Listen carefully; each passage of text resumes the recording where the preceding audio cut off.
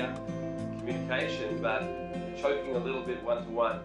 And so we try to make that as easy as possible. Now, this is very much in line with Japan, where we probably need a lot of guidelines, because people are very, I'd say, that they haven't been taught how to have any relationships really. So we're starting from ground zero. We take them through a series of 6 steps, which is how to have friends, how to have special friends or show a special interest in someone, how to actually take someone on the first date, how to actually go steady, engagement, and then preparation for marriage. So 6 steps. We talk about all those steps. My lovely wife Viv has just written a book called The Red Book. No, not from Mao Zedong, it's from Japan.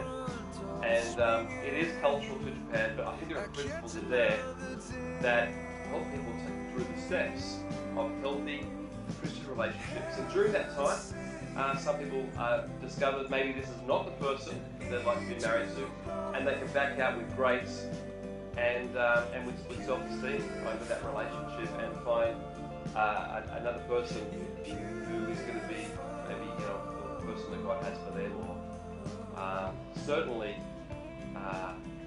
discovering about themselves and the other person in a clear, easy way.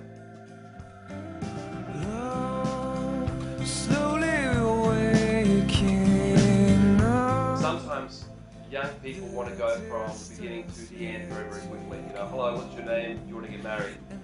Maybe not, but sometimes it skips some steps that will show you whether this person is actually going to be a great person for the rest of your life or not. So number 1 step is friendship, and that's obviously guy, girl, guy. It's just friendship. It's just being able to ask questions, being able to engage people outside yourself, being able to take an interest in somebody else in a relaxed and easy way. That's more difficult than it sounds for a lot of people. And so we talk a lot about how to make friends, how to ask questions, how to be normal, how not to get too intense right at the beginning. The second step is special friends, where it's obvious there's some attraction, there's a bit of chemistry. This is now boy-girl, all right, and girl-boy. But at this point, there is attraction and there is more questions, which probably have to do with the areas of life goals and giftings and personal likes and dislikes and discovery. It's about discovery, but not yet taking that person out. I feel this is probably the most missed point of all of them, because a lot of people, if they just took the time to ask questions at that point, would discover you're on completely different trajectories in life. Or maybe this person is very different than I thought. And that's not a bad thing, it's just discovery. So I think we help them in the special friends, just taking notice, asking questions. A lot of Facebook stuff happens at that time, but we say at that point there's no commitment, and it's just discovery. Number 3, we call it tea time in Japan, where there's lots of tea or coffee time. We also call it one-on-one, although that sounds a bit strange to some people. But the point is, it's the first time you're actually with them in a coffee shop, and we say don't make it a big deal, don't make it a big dinner at the most expensive place in town and make it really awkward. Just take someone out to lunch, just actually do it, just invite someone. Now obviously we don't want people to do this, a new person every day. It's not like a speed dating where you two are the only speed daters. It's not like that. But it is about, again, discovery on a one-on-one situation. Yes, there's interest. I'm interested in you. But we have 2 rules at this point, which is no touch, no commitment. For the guys, no touch. We say if you touch her on the hand or put your arm around her, you've just inflamed the whole thing. You just moved it faster than maybe the natural state. For her, we say no commitment. If the guy asks you for a coffee or a tea, it doesn't mean that you're boyfriend, girlfriend. And if you think you have him and talk that way to the other girls, he will run away. So we try to just make it, again, discovery, enjoyment, at a right pace. That could be fast. That could be a very fast process. It could be 1 week or it could be a few months.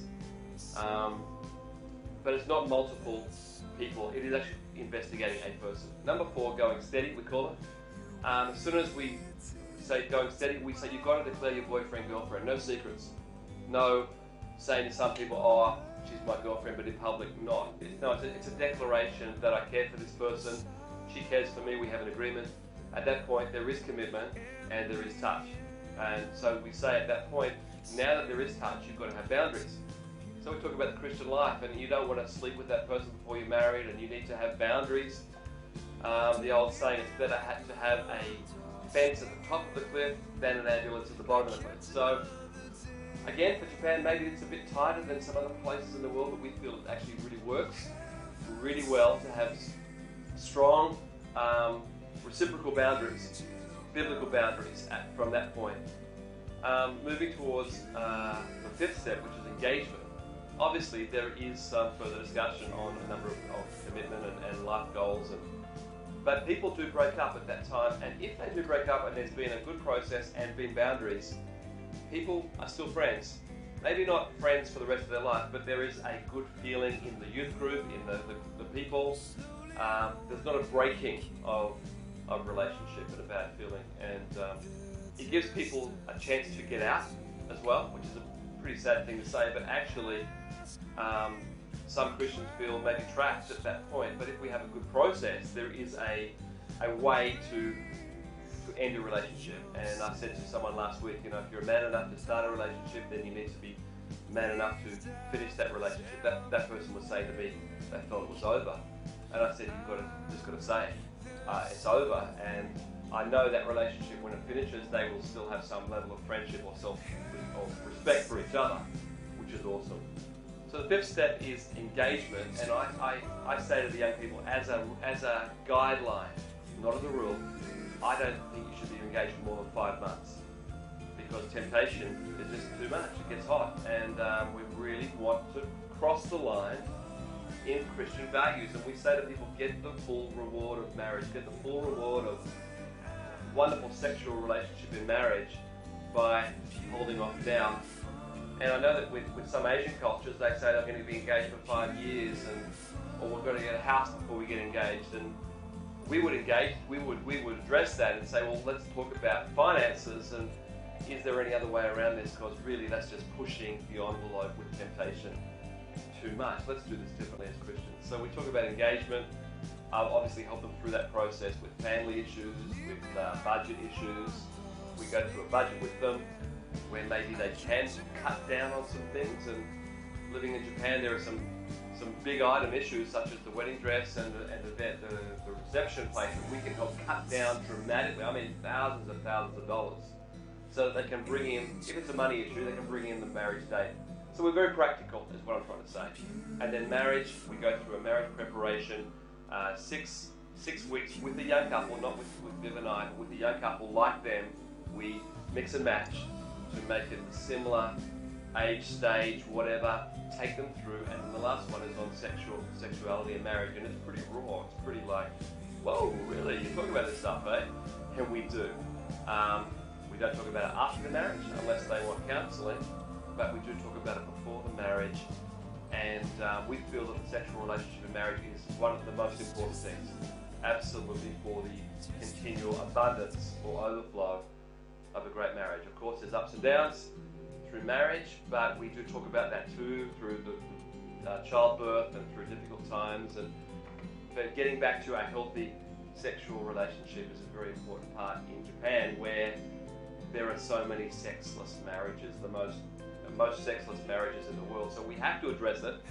And the good news is, we've done 30, 40 marriages in the last couple of years, and our young Japanese couples are totally in love. They have a healthy respect for each other.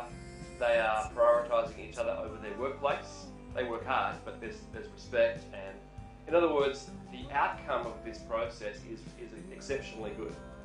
And just as a footnote or as an end note to this, I believe that we're going to have so many good marriages in Jesus Lifehouse Japan that the media will eventually come to us and say, what are you doing? What are you doing right? This is amazing. You've blessed Japan. You've blessed the young marriages. And then, of course, there's a lot of stuff on parenting we have to do too.